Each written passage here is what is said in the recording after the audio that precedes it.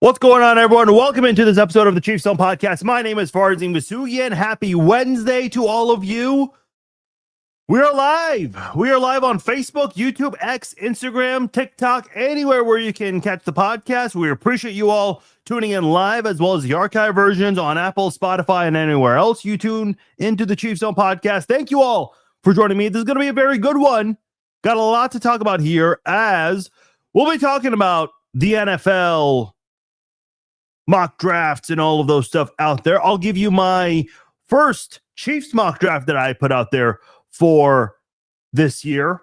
And I kind of want to do an interesting exercise I've never done before, and that is to kind of go over PFF's mock draft simulator together and just kind of pick your guys' brain, see how we go about things, and kind of give you guys an inside look as to how PFF's mock draft simulator works. I know a lot of people have their opinions about PFF, but their mock draft simulator is a pretty good one. I know people use others out there as well,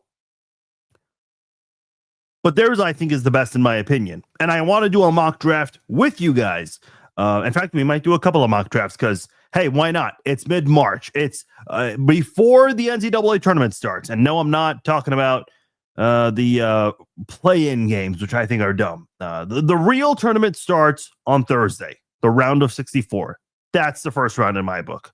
But nonetheless, if you guys want to catch any of the NCAA tournament action, you want to catch KU over in the West Coast, Mizzou not too far from Kansas City, or any of the other college basketball action, Royals baseball starting up very soon, NBA, NHL regular season's winding down. All you've got to do is go visit my friends at SeatGeek. And if you're a new SeatGeek customer, guess what? You can get $20 off your first order by using my promo code Farzine, $20 off your first purchase from SeatGeek. Also, a reminder, if you haven't already, get your tickets to Planet Comic-Con Kansas City, because we will be there alongside Hall of Famers Deron Cherry and Neil Smith. Speaking of Deron Cherry, he'll be on the podcast later tonight. Excited to have him on to talk about his appearance at Planet Comic-Con Kansas City at the Kansas City Convention Center. And also Neil Smith will be joining us for the first ever Chiefs Zone Live. I really hope you guys can make it out there. That will take place on Sunday, March the 29th. That is going to be at 2:30 p.m. The Chiefs Zone Live part will be at 2:30 p.m. However, as far as the event itself on that Sunday, doors open at 10 a.m. Neil Smith and Deron Cherry, they will have a meet and greet. They'll have a table. They'll have a setup, as well plenty of other celebrities there. And you guys can go and meet and greet Deron and Neil. They'll sign autographs, take pictures, talk to you guys. Then they'll join me for the Chiefs Zone Live. And then following that 30-minute show, they'll be going back to their tables for more meet and greets. So plenty of time, plenty of opportunities to meet Deron and Neil at Planet Comic-Con Kansas City. I really hope you guys can make it out there. We're very excited for this.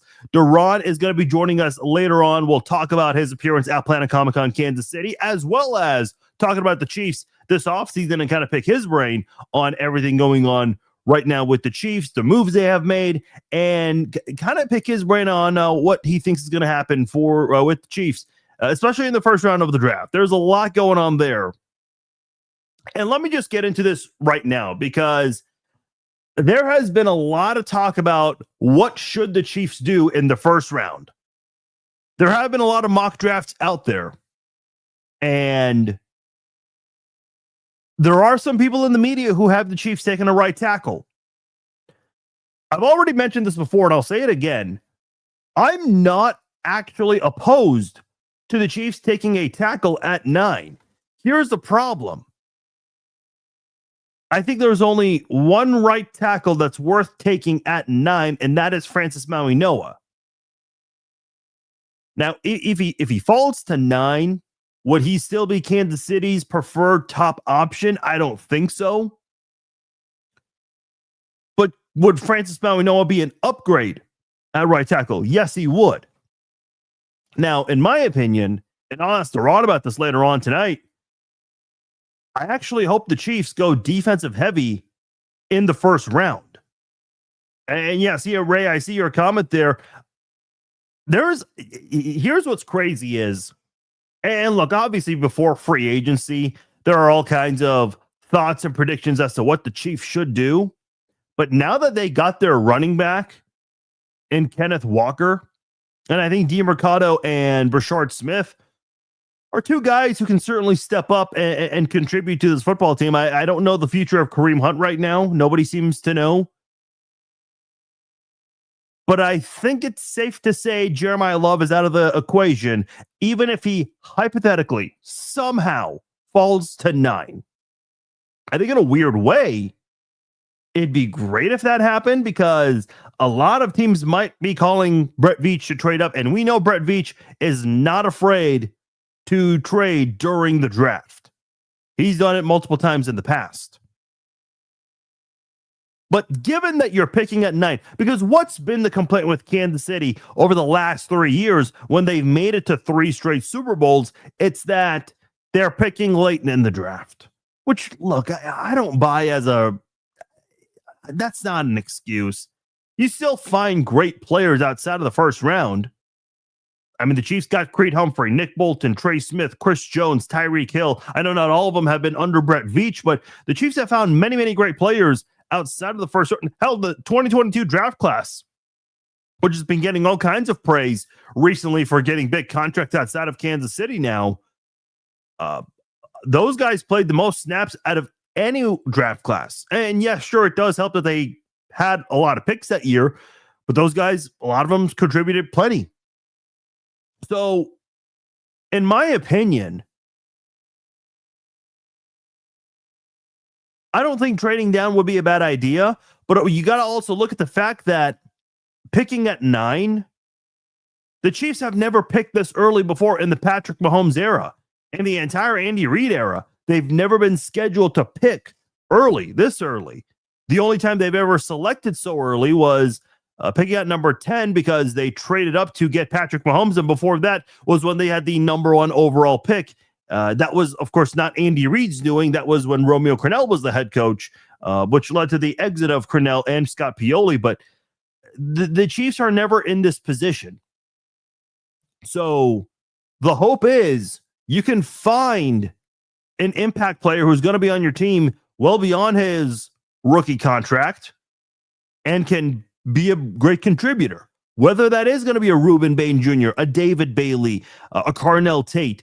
I mean, there are a lot of options. Caleb Downs, a lot of options for Kansas City with the 9th pick.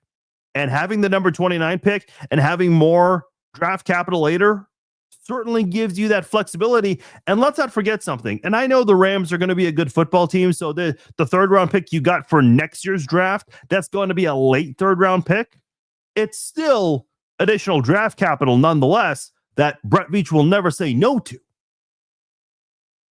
Listen, you knew that if you were going to trade McDuffie to a contender like the Rams, that whatever picks you're getting, a 1st, a 3rd, a 4th, a 5th, you knew they were all going to be late in those rounds given the type of football team the Rams are, plain and simple.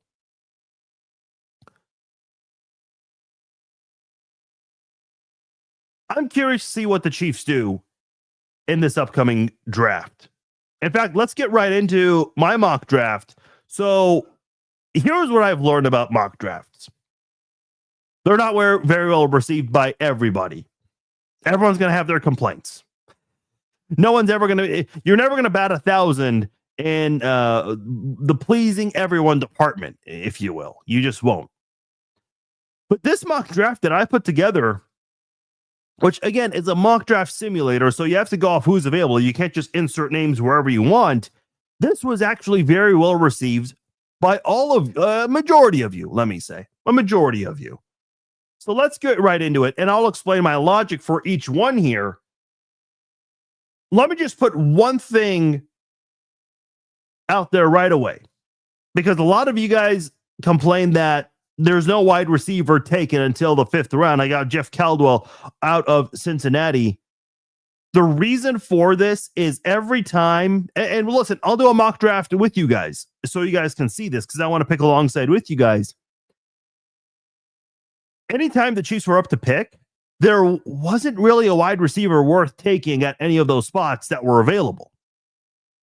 So the number 9 pick, Ruben Bain Jr. Now, I will say in the PFF mock draft simulator, Ruben Bain Jr., if you do the mock draft simulator 100 times, he's not available very often at 9.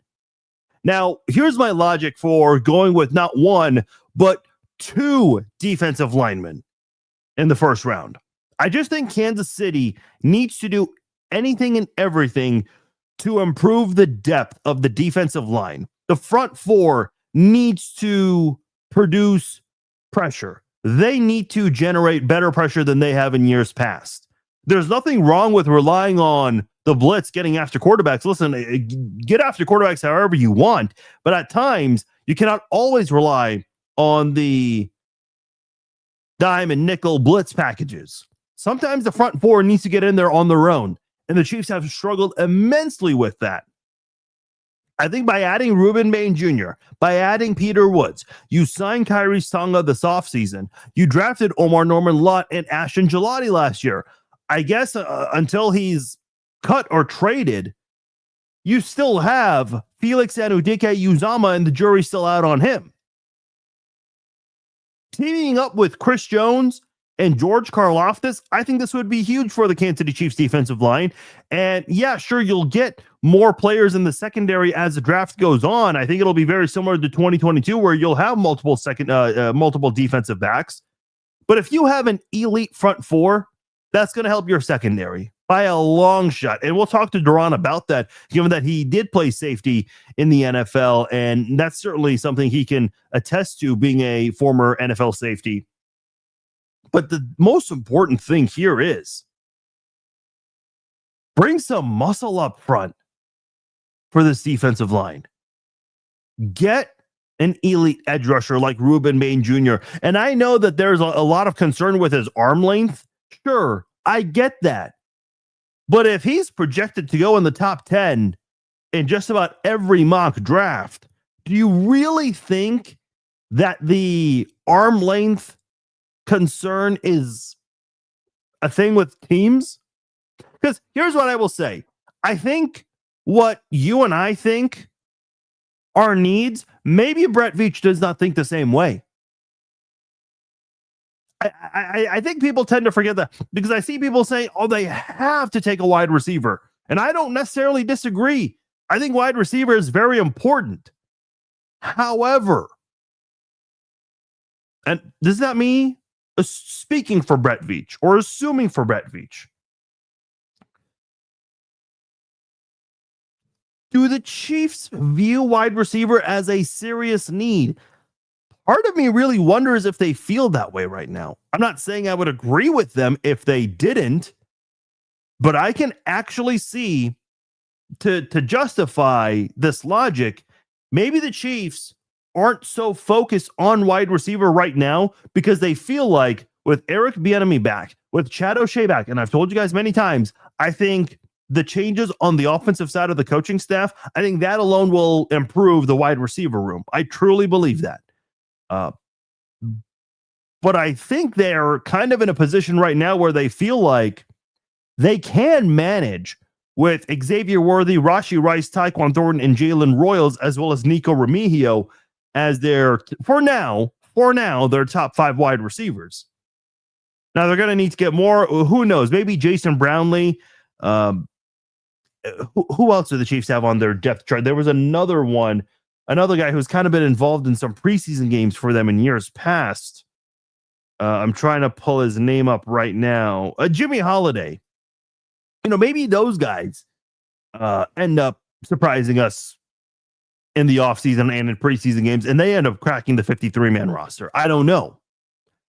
Is Rice going to be suspended? Therese is asking. Here's my prediction, and I've been saying this all offseason.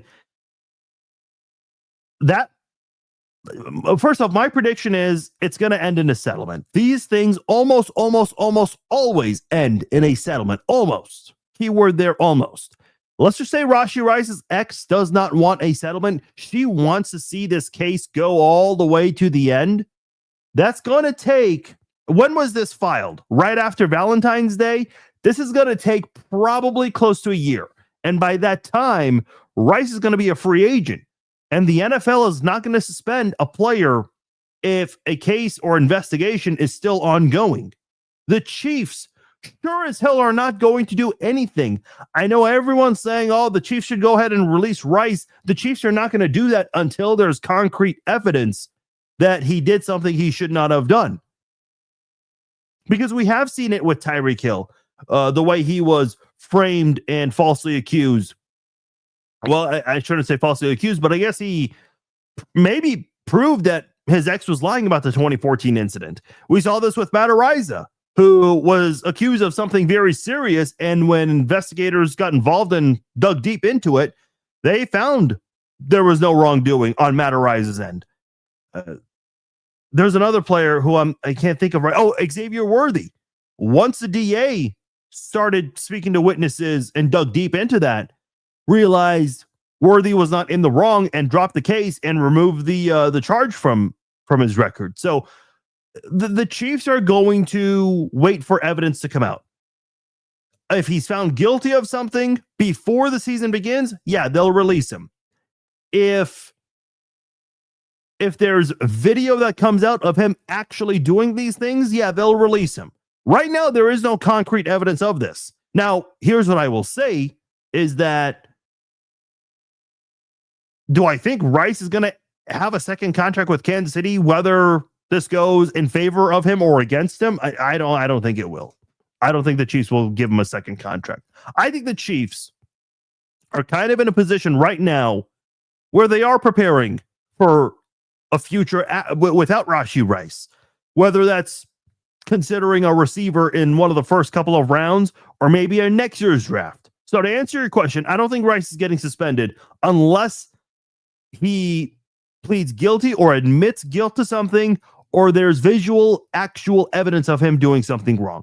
That's the answer to that question there. I just feel like having that strong front four matters. And by the way, to go back to the Rice thing, yeah, maybe the Chiefs feel like Carnell Tate 100% fits this offense, and they might pick him at 9 if he's there. Certainly cannot dismiss that. Then in the second round, I have the Chiefs drafting cornerback Brandon Cisse out of South Carolina. I actually saw Daniel Jeremiah on his mock draft. He has Cisse getting drafted 29th. I know, listen, I hate to use this word, but after the top 5 to 10 picks, with the predictions you see out there, it really does turn into a crapshoot. It really is. I have the Chiefs getting Gettings Dunker in the third round, and that certainly seems very favorable for him to fall to 74. But I feel like if he's there, that'd be a no-brainer to get. Certainly good right tackle competition and good depth for your offense if you feel like Jalen Moore is the guy. I have Michael Trigg in the fourth round. Some people were actually pleasantly surprised by this. I know a lot of people are suggesting a tight end. Some of you guys even in the chat were mentioning Kenyon Sadiq. I think Sadiq is going to have a very good NFL career. By the way, I said Kenyon Sadiq. Kenyon Sadiq. For some reason, I get the first and last name mixed up. I keep thinking it's the other way around. No, Kenyon Sadiq is how you say it. But I think he'll have a good career. I really do. I just don't know if the Chiefs feel like he is someone that they'll take at 9. I just don't see that. I could be wrong, but I give that a very slim chance of that happening. The Chiefs taking him at 9. And then, the rest are for depth purposes. Prysock, another quarterback adding to the team. Alarms or more depth at the linebacker position to replace Leo Chenal.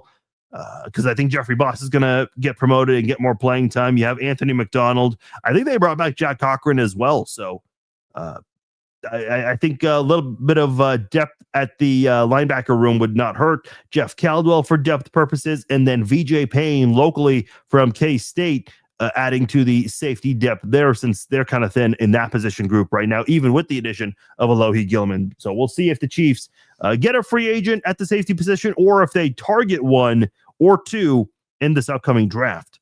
So that is my mock draft here. My first mock draft. I'll come out with one each week. Now, here's what I want to do with you guys. I want to do a mock draft with you guys right here. So let me pull up the chat in a separate monitor here on my end, because I'm going to be too occupied with my main screen here. And this is going to be interesting because we are on a bit of a delay here, so I'm going to have to wait for your guys' answers. But basically what we're going to do, and let me change the screen here.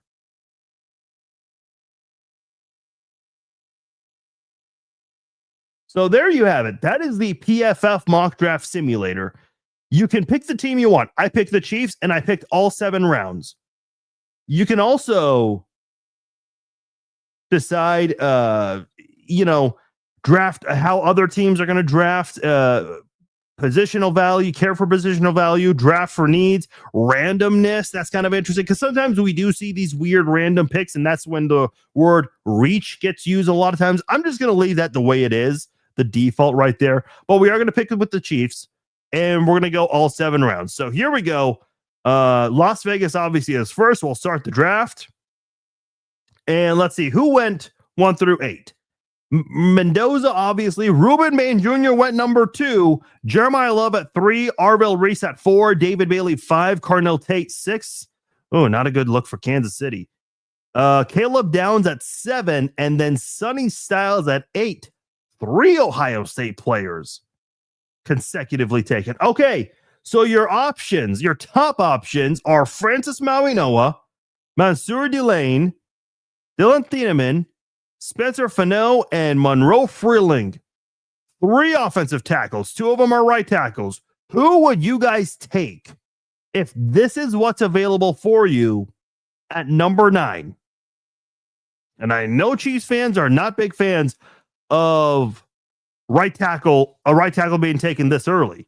Now, yes, you can trade here. It's a little weird how. Oh, that's interesting. It wants us to trade with the Rams. Imagine that. Yeah, let's avoid the trades because it's always hard to predict a trade. So I'm not going to bother with that. I know some people on their mock drafts have been doing that. Yeah, I'm going to avoid trading. See, a lot of you guys don't even like the idea. Okay, couple votes for Francis. I see 1 vote for Delane.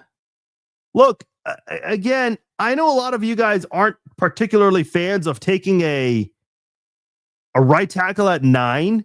If this is what the board looks like if Ruben Bain Jr., David Bailey, Carnell Tate, Caleb Downs, the guys who I think Kansas City would seriously consider before Mauigoa, if those guys are all gone, I don't think they'll hesitate. I think they'll take Francis Mauigoa. You've got to protect Patrick Mahomes. So I'm going to go and select Francis Mauigoa on this one. All right, now it is the number 29 pick. Let's see who went right before. At 23, Blake Miller went to Clemson. From Clemson, went to the Eagles. Terrell from Clemson, another Clemson player. Who else? Caden McDonald, the stud defensive tackle from Ohio State, just got taken off the board. Caden Proctor also gone. Caleb Banks, a really good defensive interior, off the board. Where's Peter Woods? Peter Woods is available. So here's what you have. You have Omar Cooper Jr. from Indiana, TJ Parker, an edge rusher from Clemson, a lot of Clemson players.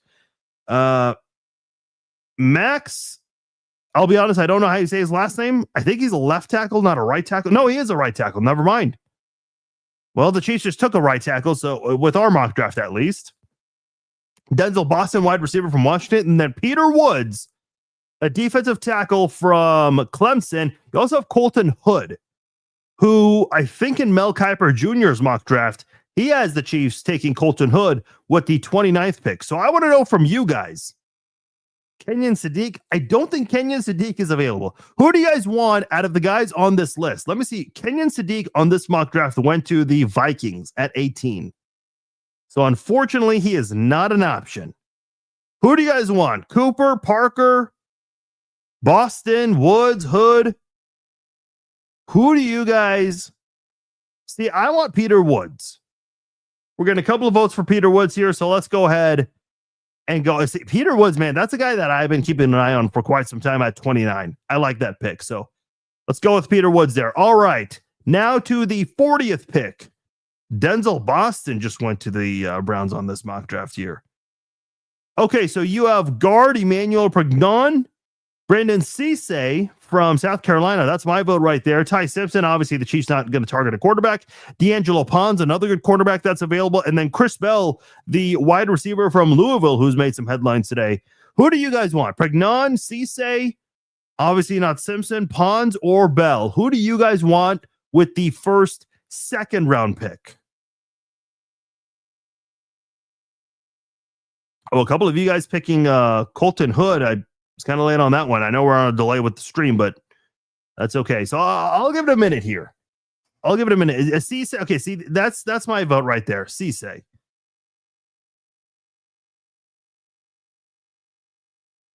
Zion? Is Zion on the board? He's usually available. I don't think he's available. Where did he end up going on this mock? He was the 32nd pick to Seattle. There you go. A little surprised they're not going offensive line with that one, but neither here nor there.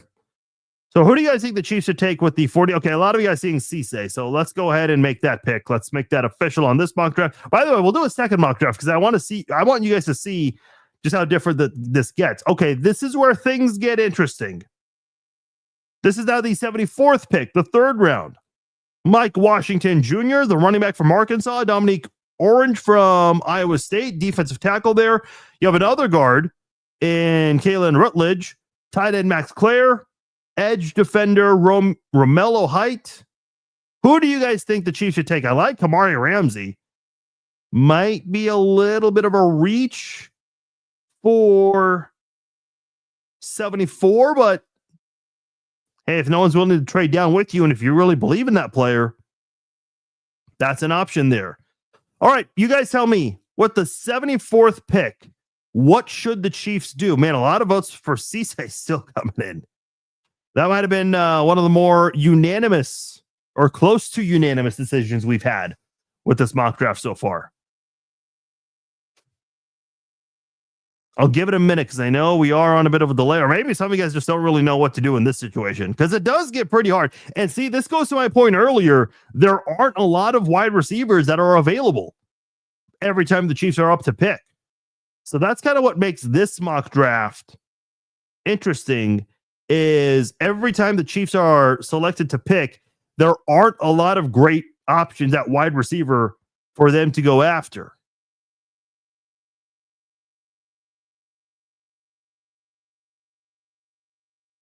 Okay, you guys are going with Washington. Interesting. All right, well, why not? Let's make it. That would essentially spell the end of Kareem Hunt if you're picking a running back with your 74th pick in the third round. All right. We are at 109, round 4. Obviously, no quarterback is going to be taken here. Zakee Whitley, who I do like. Michael Trigg, who was in one of my mock drafts that I got for the Chiefs. Anthony Lucas, Deontay Lawson, Kayla Proctor, Will Lee III. Who do you guys think the Chiefs should take? I want to go Michael Trigg. If you can't get a wide receiver, get a tight end. Because I think the Chiefs need to bring in some serious help at with the number 2 tight end spot. Because Noah Gray took a bit of a step back, and I still believe in Noah Gray. I'm not too big on Jared Wiley. I liked him. Oh, okay, so we're a little mixed here. Top defensive back, Proctor, Trigg. We're getting some different votes here.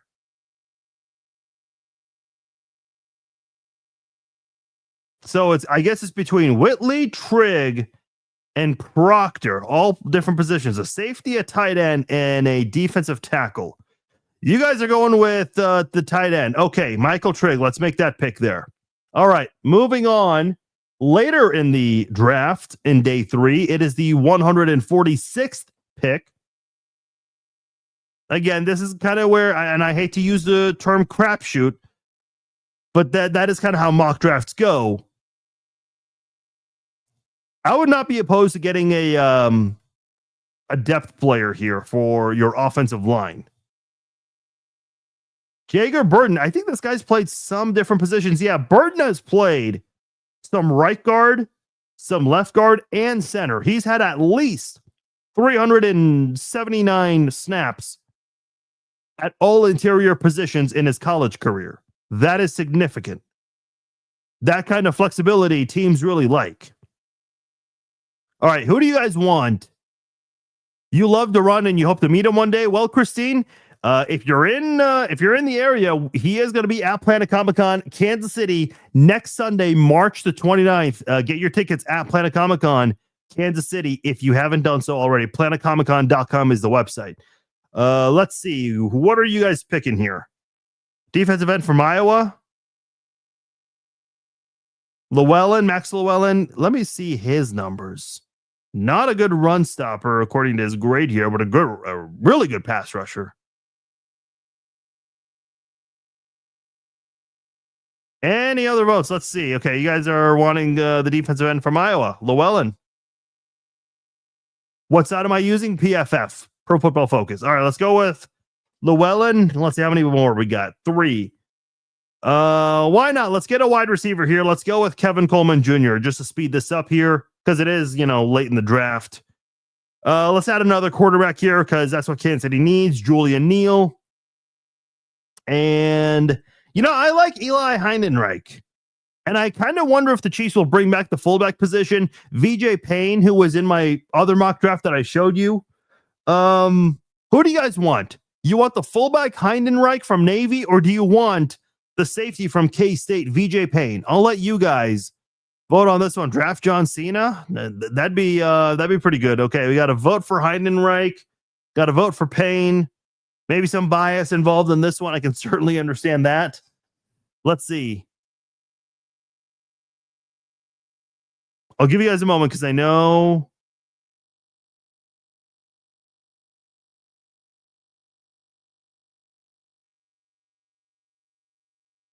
Aiden Curry, interesting. Okay, a lot of you guys want the safety from K-State. Okay, let's go and make that official. Let's see what grade they gave us here, because what they do is they grade every pick, and then they give you an overall grade.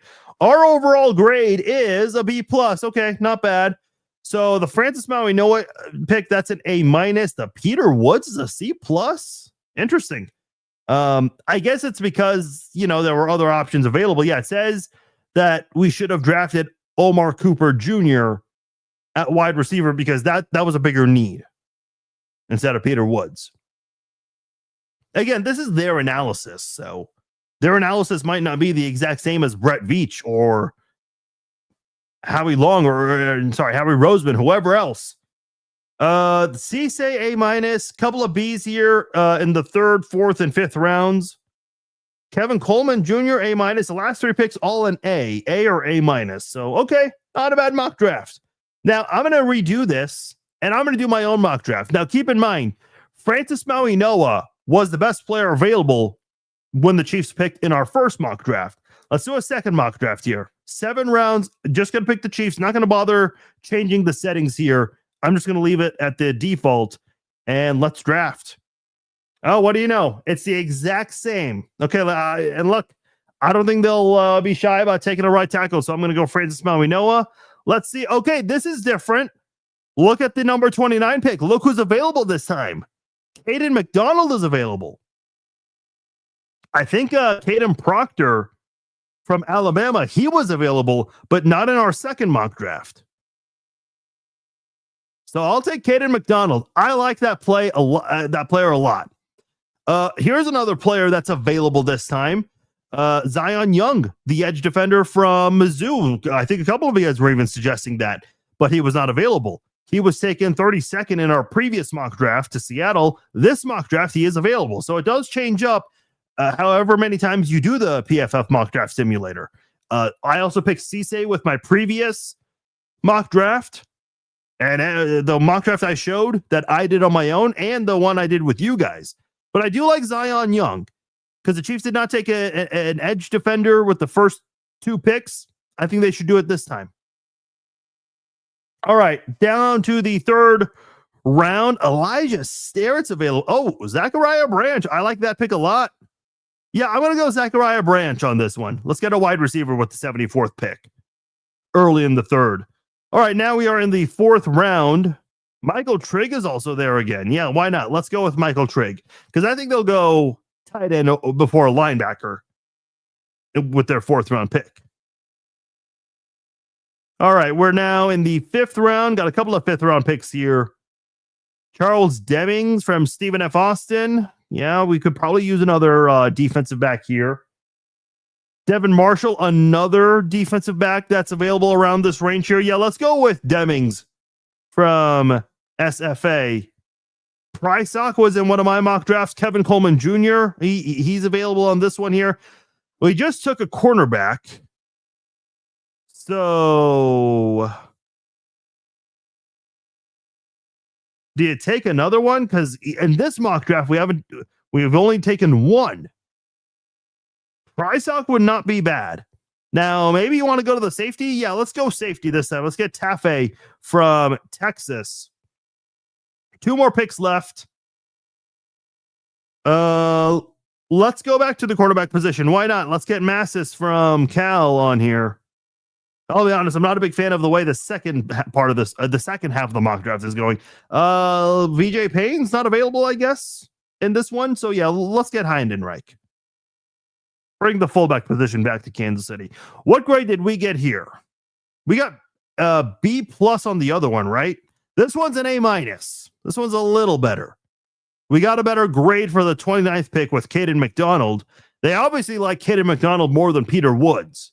Now, this will change because if a player gets injured, arrested, or if word comes out that a lot of teams are high on a specific player, then they'll change the value of these guys on their big board right there. If you see on that category right there, big board, that will change. That will change as the offseason goes on up until the draft there.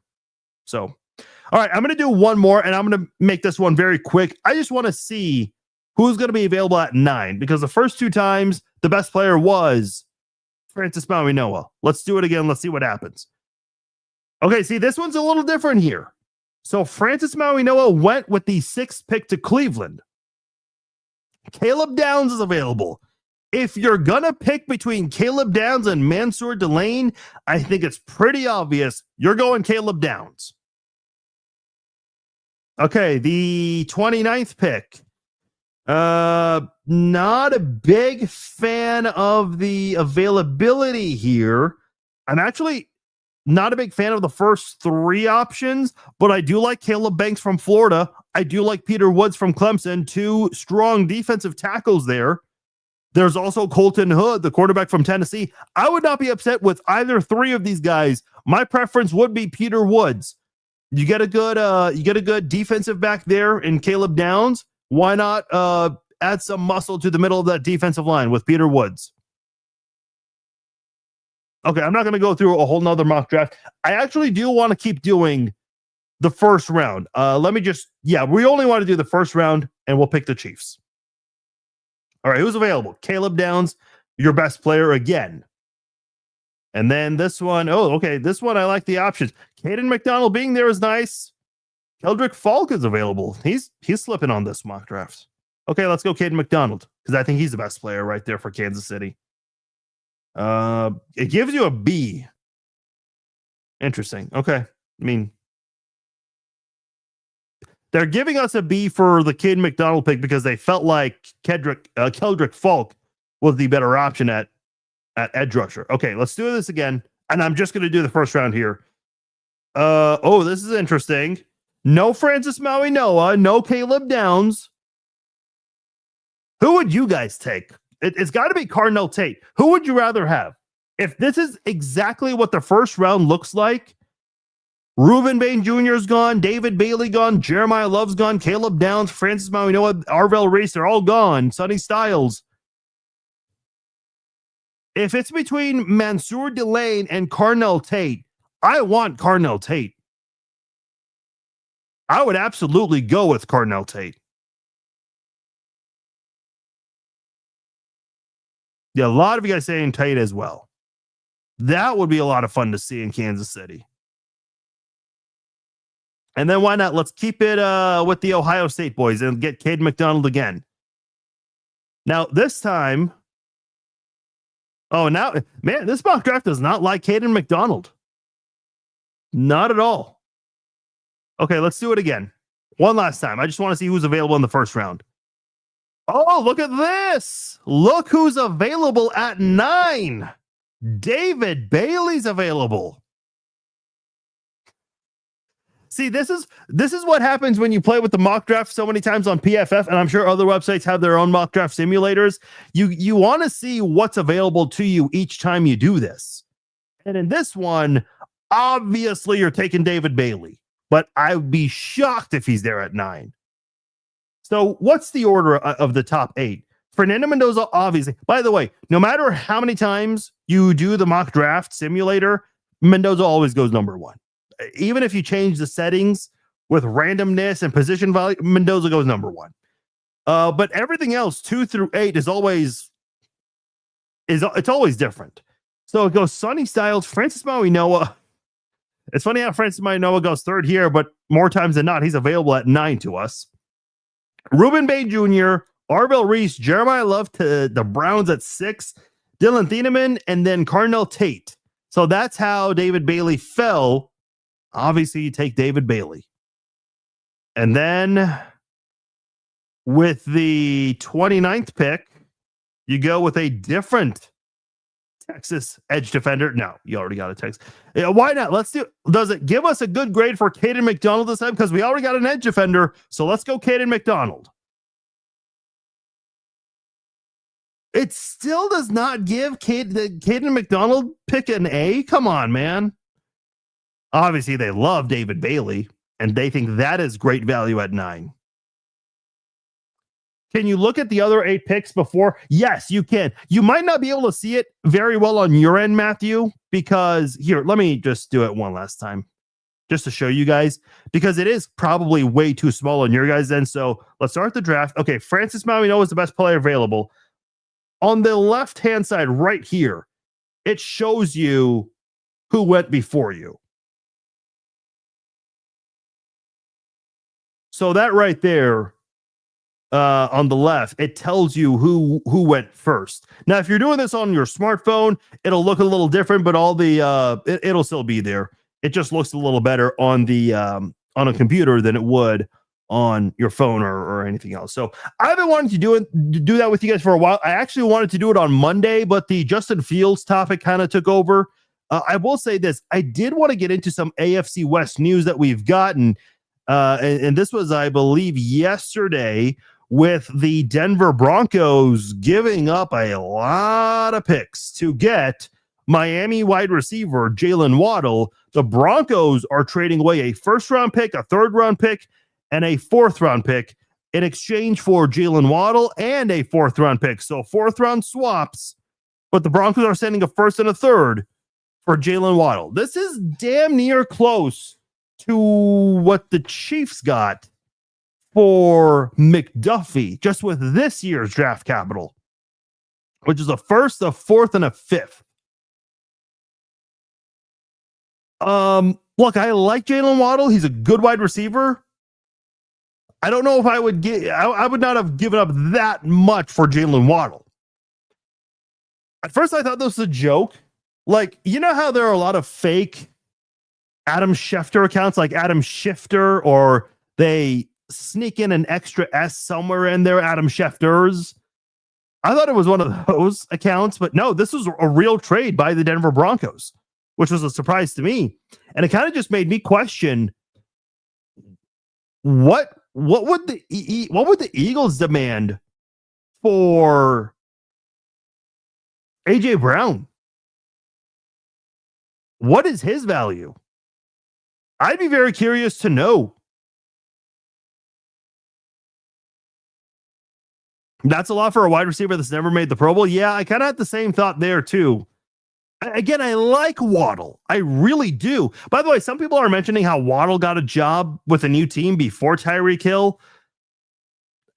I mean, I'm not shocked by that. Tyreek Hill is coming off a catastrophic knee injury.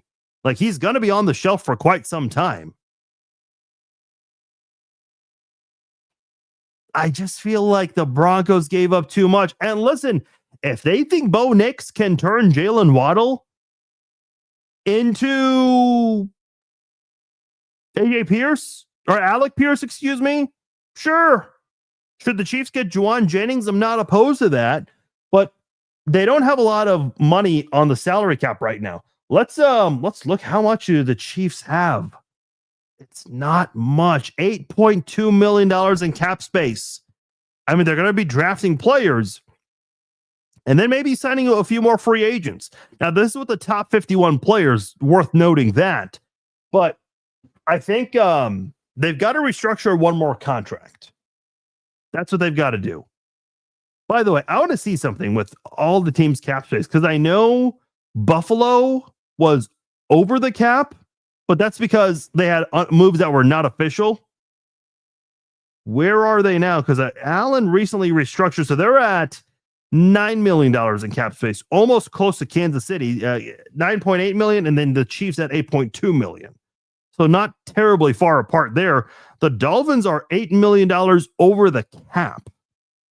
Speaking of the Dolphins, are they going to win more than 2 games this year? I don't think they can beat the Jets twice, let alone once. Did Chris Jones restructure? No, he did not. He did last year, but not this year, at least not yet. I will say it is a concern to me because Chris Jones' contract is obviously already bad. And I don't know if it'd be a great idea to go after Chris Jones again. By the way, am I lagging? Is the picture not smooth on your guys' end? Because it's a little, I mean, it's clear quality, but as far as like me moving, it's not, it's like 1999 movement here. That makes sense. Restructuring Chris Jones' contract is going to put you in a really bad spot for 2027 and beyond. So you've got to be careful with that. I'm slow-mode a bit. Okay, that I don't like. It keeps changing. It's like slow mode and then it's not slow mode. It's weird. But that's technology for you. We've got to figure that out because we've been having a couple of issues with our live streams lately, and I do not like that. My mouth matches my words. Okay, I guess that's what matters the most, right? Oh, no lag on your guys' end, so it's my end. How is that possible? Hey, listen, I guess it's like in Hollywood movies when you're on a what is it called? I'm drawing a blank on the name of it. But basically, they're making it look like you're flying, and it's really uncomfortable, and it doesn't look cool because it's just green screen around you, but it looks cool in the movie. Hey, if it looks cool in the movie, that's all that matters. So hopefully we can get that squared away very soon. We will get to Deron Cherry in just a couple of minutes here, but as far as I lost my train of thought. I don't even know what we were talking about. I think with Juwan Jennings. Oh yeah, with the salary cap, you got to be careful with that because right now the Chiefs don't have a lot of cap space. Restructuring Chris Jones, yes, that'll open up a lot of cap space for this year, but for future years, that's going to put you in a very serious bind that won't be easy to get out of. And if you do restructure Chris Jones's contract, you're essentially going to need everyone else to restructure in future years. When I say everyone else, I'm talking Creed Humphrey, Trey Smith, Mahomes, who you keep restructuring every year. It's not going to be easy at some point. So that's something you've got to be mindful of because I know people want Chris Jones to take less money. It's a little tough. Who are they going to restructure? Maybe Creed. Maybe Trey. Karlaftis. I know a lot of people have been saying Karlaftis should restructure. Karlaftis's contract does not kick in until next year. I don't think a lot of people realize that with Karlaftis because this year Karlaftis is playing under the 5th-year option. I don't think a lot of people realize that with him. It's not until 2027 that 4-year, $88 million contract that kicks in 2027. So last year and this year, this upcoming season, he's not playing under that new contract he signed. That starts next year. Now, he's still making a lot of money this year because he's playing under the 5th-year option. But, boy, what is the cap number for next year? It's about the same, $15 million. Yeah, it's 15.1 million this year, 15.2 next year. Then the big part kicks in 2028, 23 million, 25 million in 2029, and 22 million in 2030. So yeah, Karlaftis, he is not it's not going to be easy to work on that because he's playing under the 5th-year option. Yeah, $9 million in cap space according to overthecap.com. So we'll get into more of that later on this offseason with the Chiefs and what they should do with their cap and what could they do and who else could they go after. But nonetheless, they do need to create some cap space, nonetheless, with everything going on and still a draft to go at the end of the day. Joining us here on the Chiefs Zone podcast, a friend of the podcast, very excited to have this person on as he will be part of the Chiefs Zone Live next week. That will be at Planet Comic-Con Kansas City at the Kansas City Convention Center. It's going to be me hosting the Chiefs Zone Live alongside Chiefs Hall of Famers Neil Smith and Chiefs Hall of Famer and our guest for this episode, Deron Cherry. Deron, thank you so much for joining us here on the Chiefs Zone podcast. How are you, sir? Man, great to be here with you, Farzine. Always a pleasure. The pleasure is all mine. I appreciate you always making time for us with your generosity and your time and whatnot. We got a lot of things to get into here. I know you've got a lot of events coming up. I also want to pick your brain on the secondary, being that's your expertise, and also everything going on with this Chiefs team this offseason. But first and foremost, we've got a big event next weekend. And I've got to just say, I really do appreciate you as well as Neil for trusting me and being part of the first ever Chiefs Zone Live. I remember reaching out to my audience just on a post saying, hey, would you guys be willing to attend a live podcast if we did one this offseason? And the response was overwhelmingly yes. And the fact that you and Neil are willing to trust me with this, that truly means a lot, and I really appreciate that. Well, you know, you've been good to us, and what we've tried to do is spread the word of our foundations and you know, this community as we help out this community, and you've been a big supporter of ours. So, man, this is going to be great. I'm excited. I mean, even my kids are excited to come and see this event. So it's going to be great. I'm looking forward to it. And if you guys want to attend, Planet Comic-Con is next weekend, March 27th through the 29th. I'll be there all weekend, but Neil and Deron, they will be there on Sunday, the 29th. I believe doors open at 10 a.m., so get your tickets at planetcomiccon.com. When you go to the website, there's a yellow box that says buy tickets. You still have time to purchase tickets, and basically you get a 3-day weekend pass, or you can get just a Sunday pass if you just want to come out for the Chiefs Zone Live. And the Chiefs Zone Live itself, that will be at 2:30 p.m. Central Time, and that will be at room 2502A at the Kansas City Convention Center. It's going to be a lot of fun. Once that wraps up, it's only going to be a 30-minute show. Neil and Deron will be going back to their tables to be doing meet and greets. So before and after the show, there will be a lot of meet and greets.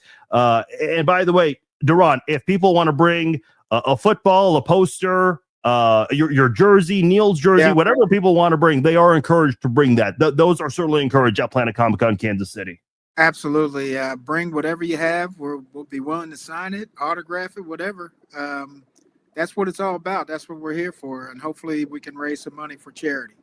Yes, this is going to be a lot of fun. And there are a lot of great celebrities that will be at Planet Comic-Con Kansas City. So check out their website, planetcomiccon.com, and get your tickets there. Deron, you've got a couple of other events coming up later this year as well, and I want to give you a chance to promote those. You have the casino event at Ameristar Casino, as well as your celebrity tailgate and your celebrity golf tournament in late September of this year. Talk about those events for those who may not be familiar or maybe who've never been to one of your events before. Yeah, this is a first. Our May 9th event is, our casino night.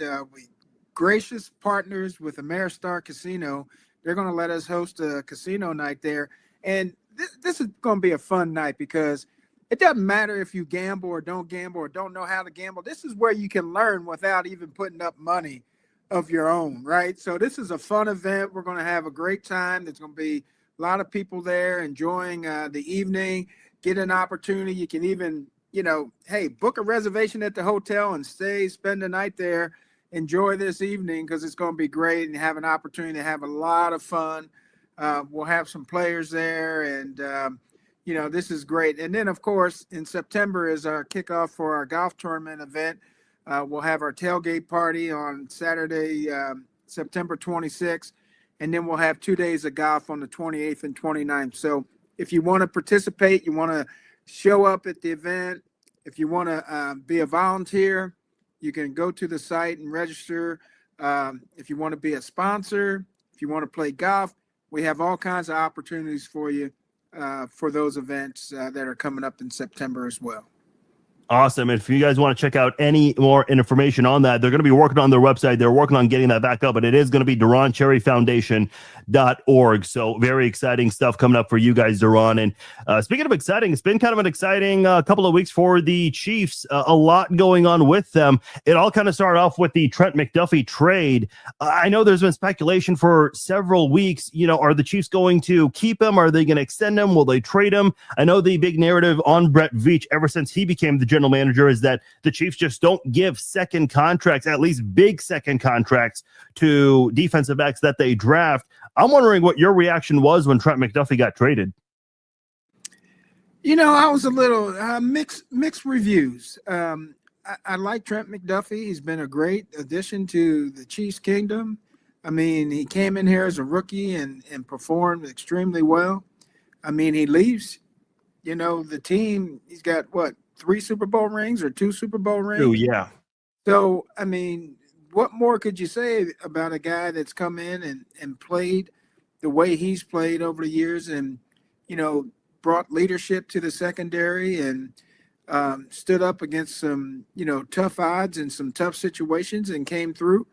But the opposite side of the coin is that not everybody gets the chance to stay on one team forever.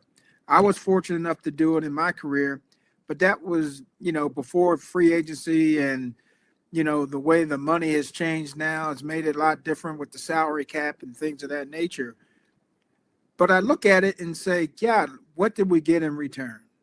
We got 4 draft picks, so now we can continue to make this team younger, better, and especially with the needs that we have, we don't have to go out there in the draft and go and try to reach for picks now because we have a stable of draft picks now. We started with 6 and now we've got 9. We've got 2 in the first round, but we've got 4 in the top, I think it's 60 picks or top 75. Yeah. Top 75. So we have 4 picks. So think about that. 4 picks in the top 75. That is truly amazing. And when you have that kind of draft capital, Farzine, now you open yourself up to a lot of different options. So you got other teams that might be wanting to trade with you. You can offer up trades if you find somebody that you just absolutely think is the type of player that's going to make your team, so much better.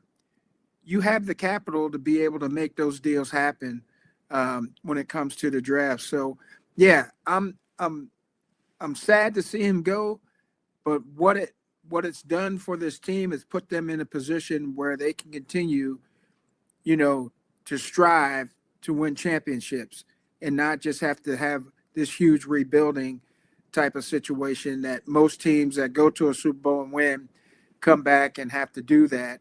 We're going to have that flexibility to be able to move forward and build this team again, especially during these formative years that we have Patrick Mahomes at the quarterback position.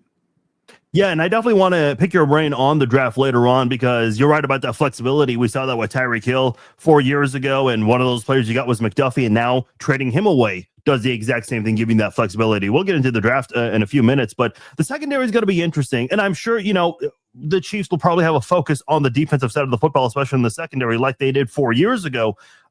With the losses of Jalen Watson, Josh Williams, at the moment, we don't really know what's going on with Najee Johnson, if he's going to come back or not. I know he's had issues in coverage, but he is a speedster as a quarterback, and Spags loves to use him in blitz packages there.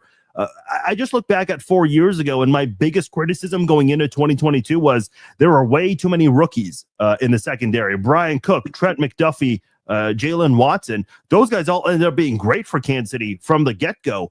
How difficult is it to want to trust a lot of rookies in that secondary? Because Kansas City might be facing that kind of a secondary again going into 2026. Yeah, you could. They could be facing that, but I think they've got some guys that have had some games underneath their belt. Noah Williams, he's going to be able to step up and give him more responsibility. You got Kristen Fulton that's coming back, and he played a lot towards the end of the season, so he got experience. Plus, he's not a rookie. He's been in the league before. He's been injured, but he's come back, and now they're going to be relying on him. And then you got other guys that are going to have to step up. Yeah, are you going to have young players? That's what this league is all about. You either stay young and stay competitive, or you get old and you get slow, and then you're on a downhill slide. So it's always good to infuse young players. And if you're taking players at, the top of the draft or in the first couple rounds, most of the time these players are guys that are ready to play in the league. They're not guys that are, you consider them rookies only by name only, but these are guys that, have tremendous talent. You wouldn't be drafting them high if they didn't have tremendous talent. So you're expecting them to be productive. Are they going to go through growing pains? Absolutely. That's what this league is about. But the faster they get on the field, the faster they're able to grow, faster they're able to learn, and the more successful they're going to be. And let's face it, we have a good coaching staff that can coach these players up, and that's been proven. Yeah, absolutely. I know there's a lot of positives about Dave Merritt and how he developed those players in the secondary. Of course, Spags, we don't need to get into that. His resume really does speak for itself. They added Alohi Gilman, who is an underrated player and has familiarity with Drew Tranquill playing in Notre Dame and also with the Chargers. How nice can that familiarity be, having a teammate that you played with on the defensive side of the football in college and from another NFL team? Oh, it's very good to have a guy that you played with, that you're familiar with, that's been here in this system, and now you're new coming here. So that's somebody you can rely on and you can get information from that's going to help you make your transition that much smoother. He can help him with the defense, what Spag likes to do, and the fact that he's a safety in the middle of the field, which linebackers and safeties always have to be in sync. So it's really good for the Chiefs to have that kind of, closeness of a player that's been here. They played together in college. Now they'll be playing together here in the pros. So that's a good thing. The Chiefs are going to be seeing a lot of new faces in the backfield as well on the offensive side of the football. And of course, the biggest splash they made in free agency across the NFL was getting the reigning Super Bowl MVP and Kenneth Walker. But it wasn't just the Super Bowl. He had a phenomenal postseason, and he split a lot of time with another running back in Seattle. Thank you. But I'm excited to see what that is. I know at the Combine, Veach said he wanted to have a more explosive run game. They also got DeMercado, who's got great breakaway speed. They sell Brashard Smith from last year's draft, who was one of the fastest players in the scouting combine. I'm curious what your thoughts are on the running game going into 2026. Yeah, I like what they did. I think they targeted a guy in free agency and went out and got one of the best guys in the league. I mean, he's an amazing running back. I mean, he's very patient, gets through the hole, but he runs heavy. If I'm saying that, well, keeps his pads low. He's able to push forward and get those extra yards that you need.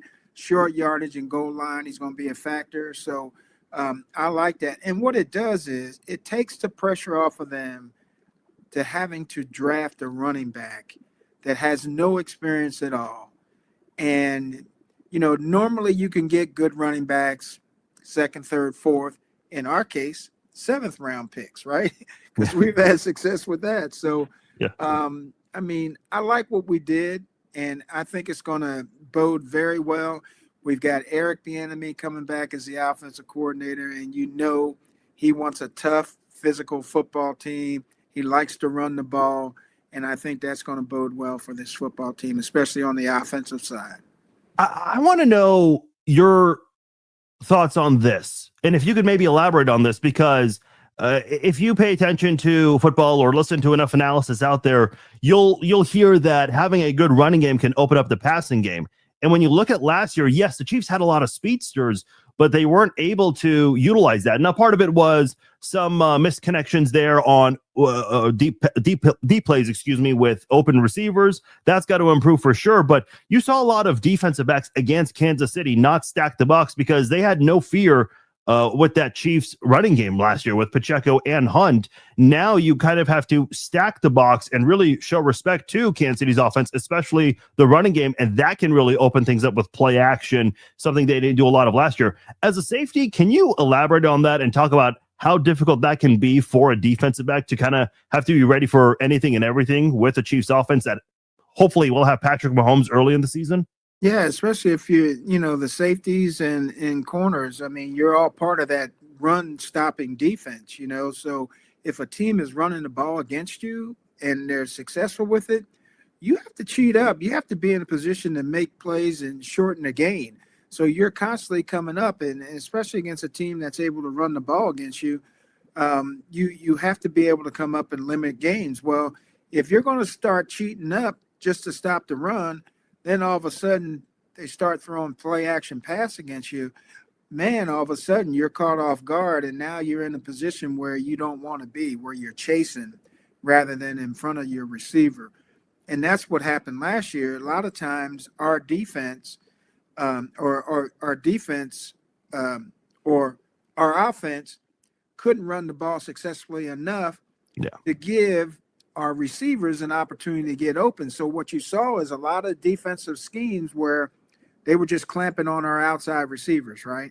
They were getting up in their face, and they had safety help over the top, right? Playing a lot of two zone, which, if you're playing short because you don't respect the running game, now all of a sudden you can match up on guys underneath and take away those short passes that usually Kelsey was getting open down the field, or Juju Smith-Schuster, or even Worthy or Rashid Rice. So it puts, it takes a little more pressure when you can run the football. It takes that pressure off of you from that standpoint. But it puts the pressure on the defense because now the defense has to prepare, to guard two things, the run and the pass.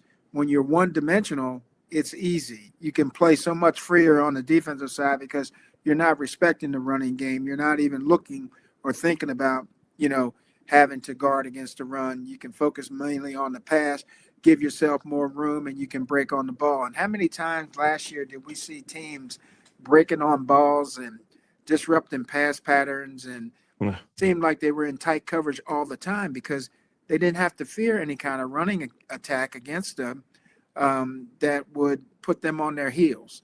So having a running attack is such a big advantage for everybody on the offense because now you can't just sit there and take away one thing. Last year, teams, defenses were taking away, the one thing that we did well, and that's throw the ball. And so they got themselves in a position where they could take those things away from us.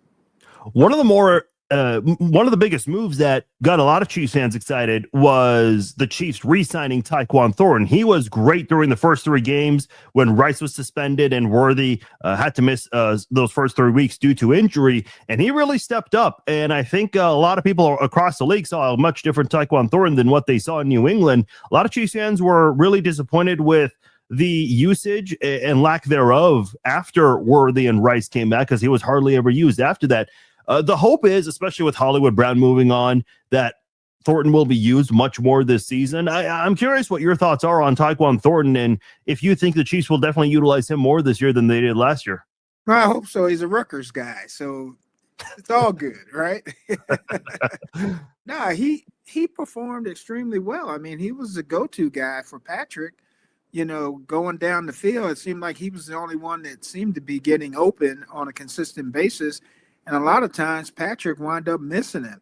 There were some times he made some unbelievable catches, but for the most part, he was open down the field. I mean, and he was another threat that they didn't have, prior to, getting Hollywood Brown back from injury and, Rashid Rice from suspension. He was the guy that was making things happen. So, I felt bad for him towards the end of the year where, he's out there and just seemed like he was just a decoy, right? He was the guy that was just running down the field, trying to open up for everybody else.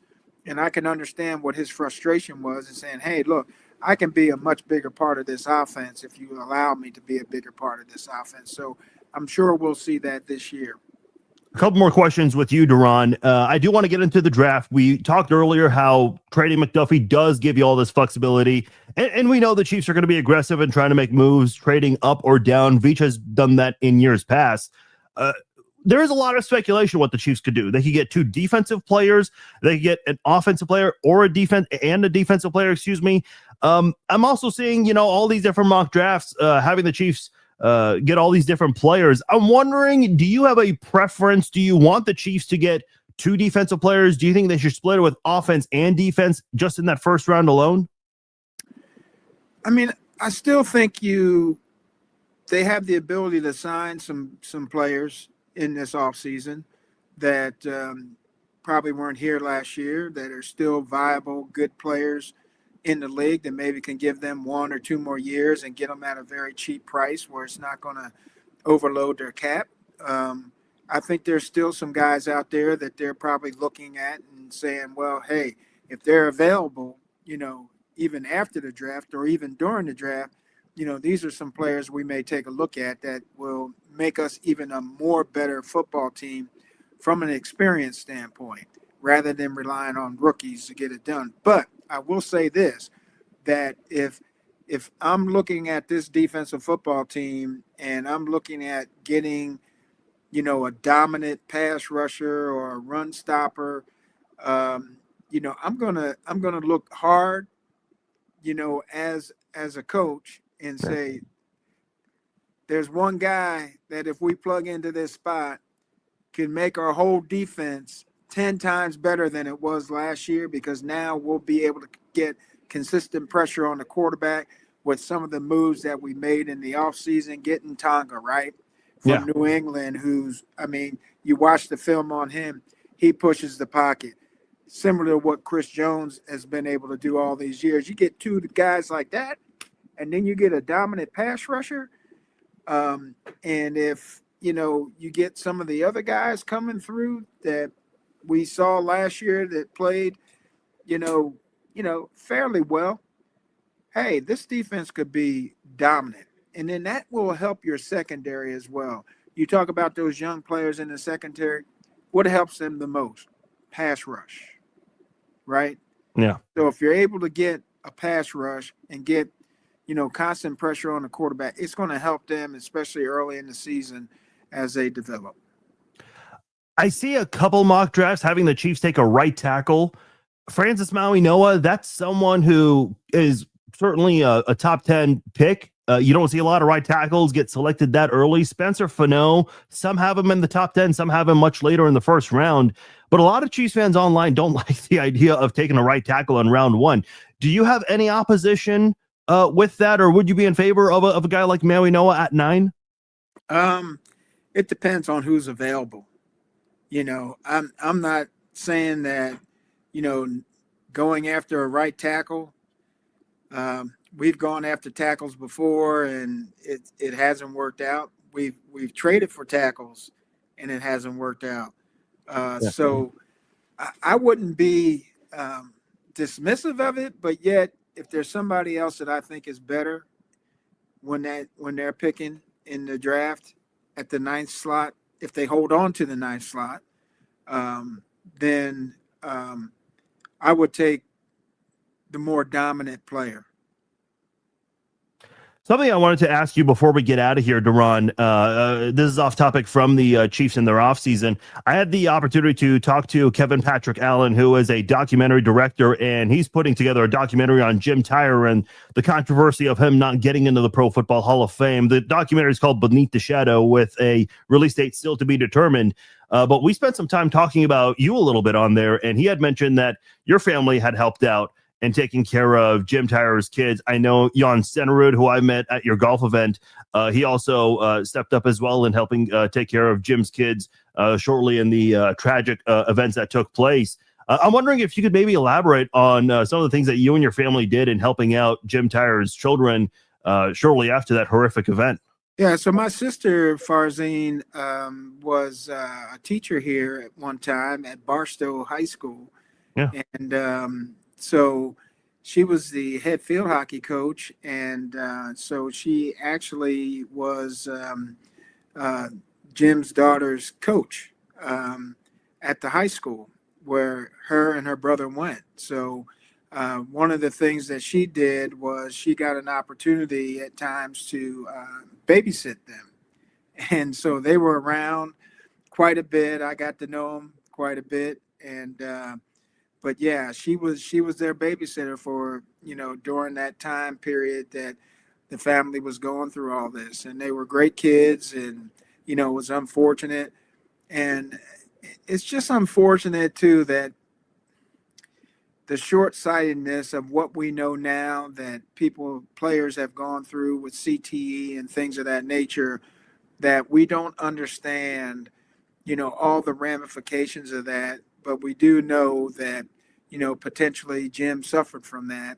And that's might have what caused, the unfortunate events that happened, to him and his wife and to that family. So hopefully at some point in time, we can get more knowledge about the effects of that.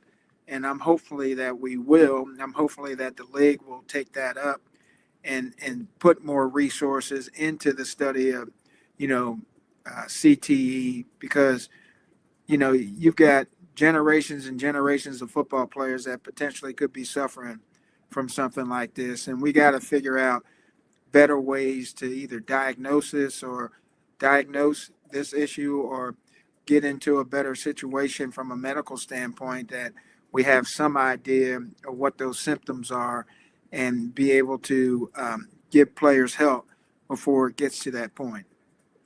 One last time before we get out of here, a reminder, next week, you guys want to meet Deron Cherry and Neil Smith. They will be at Planet Comic-Con Kansas City at the Kansas City Convention Center. And at 2:30, this is only on Sunday, March the 29th. And at 2:30 on that day, I'll be hosting the first ever Chief Zone Live. Deron and Neil will be joining me. We're looking forward to meeting all of you guys there. Both Deron and Neil will be doing a meet and greet before and after the live podcast. So there will be some memorabilia there that'll be available. You can sign, but if you want to bring a football, a jersey, an 8x10 of your own, please feel free to bring that as well. I know there are going to be a lot of people there. This is going to be the first time they're having Chiefs players there. So we got to give a big shout out to the founder of Planet Comic-Con, Chris Jackson, and his team for approving all this, giving the green light, giving us the opportunity to do the live podcast. Also, got to give a shout out to your executive director, Erin. She has been absolutely awesome in all of this, and we've been working very closely with her. One last time, Deron, is there anything you want to say on this event before we let you go? And now just come out, show up. We're going to be there. We're going to be, Neil and I are looking forward to meeting as many people as possible. This is a great event for us. I mean, this is big for Kansas City.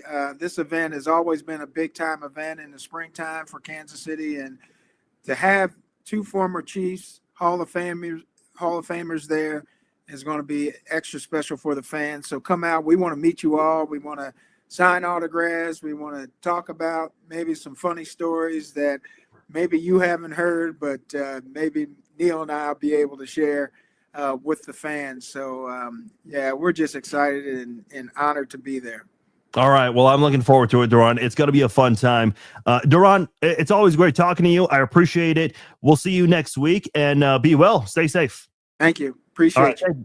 Appreciate it, Deron. That is Deron Cherry joining us here on the Chiefs Zone podcast. Big thanks to Deron joining us. And again, planetcomiccon.com. Get your tickets there. You have a little over a week to get your tickets. My name is Farzin Vasugian. Thank you all for joining us on this episode of the Chiefs Zone podcast. If you enjoyed any part of this podcast, please give it a like, share it, let your friends know. If you missed any part of the live stream, it'll be archived shortly on Facebook, X, YouTube, as well as Apple and Spotify. Once again, I'm Farzin Vasugian, and a big thanks to Deron Cherry joining us here on the Chiefs Zone podcast. I'll talk to you all later. Take care.